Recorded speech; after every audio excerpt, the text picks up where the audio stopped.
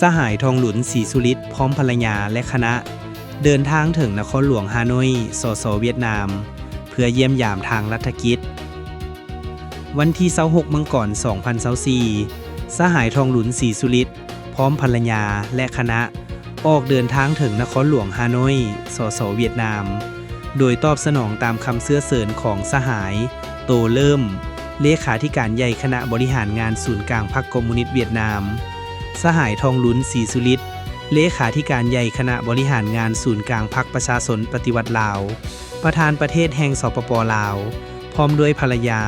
และคณะผู้แทนขั้นสูงสปป.ลาวได้เดินทางเยี่ยมยามทางรัฐกิจสสเวียดนามอย่างเป็นทางการในระหว่างวันที่26 ถึง 27 มังกรนี้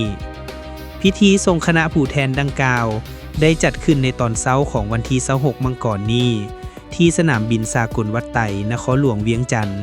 โดยมีท่านมีไซพรมเขห้องหัวหน้าห้องว่าการศูนย์กลางพรรคท่านอินทะปัญญาเขียววงพระจันทร์ห้องหัวหน้าห้องว่าการสำนักงานประธานประเทศท่านนางฟองสมุทรอัลละวันห้องรัฐมนตรีกระทรวงการต่างประเทศท่านฟานมิงเจียน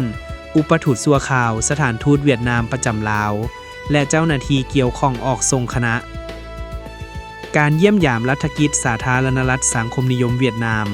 ของสหายทองหลุนศรีสุริตพร้อมภรรยาและคณะในครั้งนี้เพื่อเป็นการฮัดแน่นและเสริมขยายสายพัวพันมิตรภาพอันยิ่งใหญ่ความสามัคคีพิเศษการร่วมมือรอบด้าน